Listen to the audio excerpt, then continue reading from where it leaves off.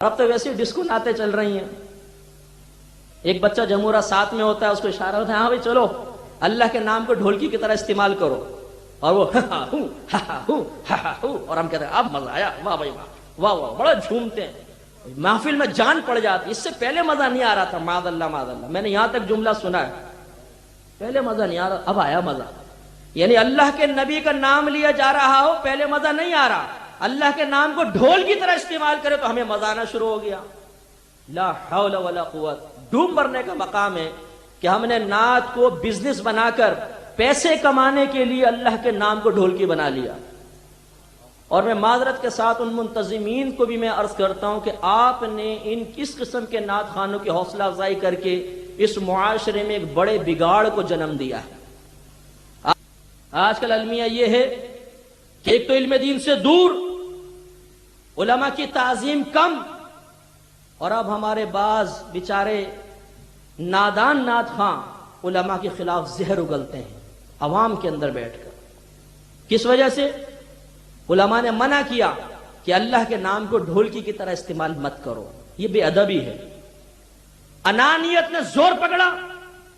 ہونا تو یہ چاہیے تھا کہ کہتے کہ ٹھیک ہے جی آپ حکم دیتے ہیں، آمنا صدقنا، ہم تو ثواب کے لیے کر رہے تھے، آپ منع کرتے چھوڑ دیتے ہیں. نہیں، آدھا گھنٹہ پونا گھنٹہ نعتیہ محفل میں عوام کو علماء کے خلاف بھڑکایا جا رہا ہے. یہ علماء کیا جانے جی، ایسی فتوے دیتے رہتے ہیں، ہمارے پاس بھی تو فتویٰ ہے. اگر آپ کے پاس جواز کا فتویٰ آ بھی گیا کہیں سے بالفرض، تو اب شرعی اصول یہ ہوتا ہے کہ جس طرف علماء کی زیادہ تعداد ہوگی فتویٰ وہ چلے گا، دوسرا فتویٰ ریجیکٹ. اب اس مفتی کا فتویٰ نہیں چلے گا. تو زیادہ تر علماء اس وقت جتنے بھی بڑے بڑے علماء سب منع کر رہے ہیں کہ یہ طریقہ مناسب نہیں ہے. اب دیکھیے لوگ قرآن سے دور، حدیث سے دور، علماء سے آپ دور کر رہے ہیں، قوم کہاں جائے گی؟ اس کا مطلب ہے کہ آپ یہ چاہتے ہیں کہ علماء سارے مر جائیں، دفن ہو جائیں، اور قوم اپنے آخرت کا مستقبل نعت خوانوں کے حوالے کر دے. جو نعت خواں غیر عالم ہے اسے خود تمیز نہیں ہے کہ کس طریقے سے مجھے بیان کرنا چاہیے. حدیثوں کی غلط شرح، غلط مفہوم، جھوٹی وضع کردہ حدیثیں سنا کے عوام کے اندر جوش پیدا کرنا، سب غلط. اس وقت بڑے بڑے جید علماء اس پر متفق ہیں کہ یہ اس قسم کی نعتیں نہیں ہونی چاہیے، یہ ذکر کا غلط انداز ہے. میں ایک بڑے پیمانے پہ کام کر رہا ہوں، یقین کیجئے کہ پڑھی لکھی فیملیز کے فون آتے ہیں کہ مفتی صاحب کل تو آپ ہمیں میوزک کو منع کرتے تھے، آج آپ لوگوں کے نعت خوانیوں کو میوزک بنا لیا، اب بتائیے ہم کیا جواب دیں، کس طرح مطمئن کریں؟ یہ قوم ہماری بات ماننے کے لیے تیار نہیں. اب ہم کہتے ہیں کہ ہم نے سمجھایا، بولتے ہیں آپ نے کیسا سمجھایا، آپ کی بات کیوں نہیں مانتے یہ لوگ؟ کیا جواب دیں بتائیے؟ لوگ بدزن ہو رہے ہیں. یاد رکھیے اس قسم کے ذکر کی جو نعتیں ہیں نا، یہ نچلی سطح کی عوام پسند کرتی ہے، پڑھا لکھا طبقہ بالکل پسند نہیں کرتا. کبھی ہمارے کراچی میں آئیے، کوئی پڑھی لکھی فیملی آپ کو کیسٹ لگاتی ہوئی نظر نہیں آئے گی. چل بھی رہا ہوگا کہیں گے بند کر دو اس کو. یہ کیا ہے؟ نبی کی نعت کا تقدس ہی ختم ہو گیا. اور میں معذرت کے ساتھ، کاش یہ پیغام نعت خوانوں تک پہنچے. میں آپ سے دیانتداری کے ساتھ سوال کرتا ہوں، اگر ایک کوئی بڑی محترم شخصیت، بڑے عالم دین، کوئی بڑے پیر صاحب مشیخ تشریف فرما ہوں اور آپ کو نعت پڑھنے کا موقع ملے تو کیا ان کے سامنے بھی ذکر کریں گے؟ میں نے دیکھا بولتے نہیں ابھی نہیں، حضرت بیٹھے ہوئے. تو جب ایک حضرت کا ادب کر کے آپ ذکر کو روک رہے ہیں، کیوں؟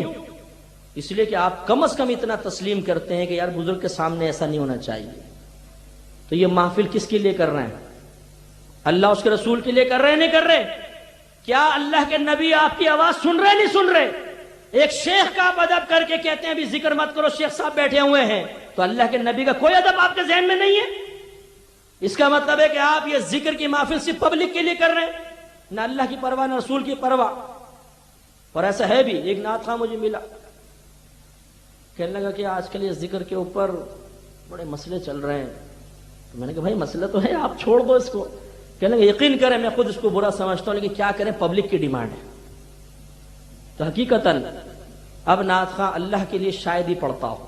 میں نہیں کہہ رہا ہوں ہر ایک ایسا کرتا ہے، اب پبلک کی ڈیمانڈ پہ چلتی ہے بات. پبلک کیا چاہتی ہے، میزبان کیا چاہتا ہے، کون سی نعت پڑھوں کہ میزبان پھڑک جائے اور جیب میں ہاتھ ڈال کے ہاں یوں پیسے لٹانا شروع کر دے. یہ تو انداز بھی مطلب مناسب نہیں ہوتا یہ پیسے لٹانے کا انداز. ریاکاری تو ہے بھرپور, اور یہ انداز مطلب معیوب ہے. کسی اور مقام پہ ہوتا تھا جو اب نعت خوانیوں کے اندر شروع ہو گیا. یہ غلط انداز ہے. اگر آپ کو کسی کی خدمت کرنی ہے ایک لفافے میں ڈالیے, جب نعت خواں جا رہا ہو اس کے ہاتھ میں جیب میں پکڑا دیں تاکہ بیچارے کی عزت بھی رہے اور اس کے دل میں لالچ بھی پیدا نہ ہو. ورنہ جہاں آپ نے پھینکا, یہ قائد اعظم صاحب یوں آئے اور نعت خواں کہتا ہے یار اس شعر کو 3 دفعہ پڑھو 100 کا نوٹ آیا ہے.